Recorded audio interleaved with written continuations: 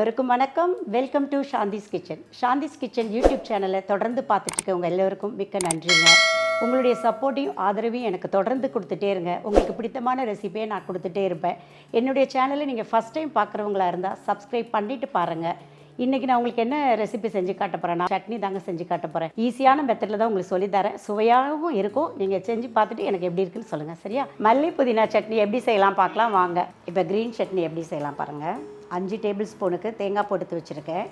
இந்த ஒரு கைப்பிடி அளவுக்கு மல்லி இலை, ஒரு பிடி அளவுக்கு புதினா, கொஞ்சமாக கருவேப்பிலை, ஒரு சின்ன துண்டு புளி, தேவைக்கேற்ப உப்பு, 4 பச்சை மிளகாய். மல்லி புதினா சட்னி எப்படி செய்யலாம் பார்க்கலாம் வாங்க. நான் எடுத்து வச்சுருக்க தேங்காய் பூ போடுறேன். எதுவுமே வதக்க வேண்டாம், எதுவுமே ஆற வைக்க வேண்டாம், அப்படியே போட்டு அரைக்கிறது தான். பச்சை மிளகாய், எடுத்து வச்சுருக்க புளி, எடுத்து வச்சுருக்க உப்பு, கருவேப்பிலை, புதினா, இது மல்லி. கொஞ்சமாக தண்ணி விட்டு நம்ம அரைச்சிடலாம்.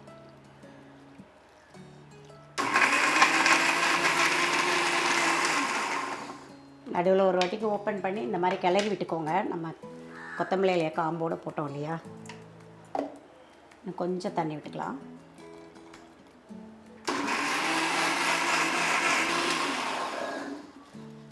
அவ்வளோதாங்க, மல்லி புதினா சட்னி ரெடி ஆகிட்டு. அவ்வளோதான், இதுக்கு ஒரு குட்டியாக ஒரு தாளிசம். அவ்வளோதாங்க, எவ்வளோ ஈஸி சட்னி பாருங்கள். 3 நிமிஷம்தான் ஆகும் இதுக்கு மொத்தமே. குட்டியாக ஒரு தாளிசம் போட்டு உங்களுக்கு காட்டுறேன். சும்மா ஒரு 1.5 ஸ்பூன் தேங்காய் எண்ணெய், எண்ணெய் காயட்டும். கடுகு உளுந்தம்பருப்பு போட்டிருக்கேன். சும்மா ஒரே ஒரு காஞ்ச மிளகாய் கிள்ளி, கருவேப்பிலை. மல்லி புதினா சட்னிக்கு ஒரு சின்னதாக ஒரு தாளிசம் போட்டேங்க. அவ்வளோதாங்க, இந்த சட்னியும் ஈஸியான முறையில் தான் சொல்லி கொடுத்துருக்கேன். சுவையாகவும் இருக்கும், டக்குன்னு வேறு செஞ்சுட்டோம் நம்ம.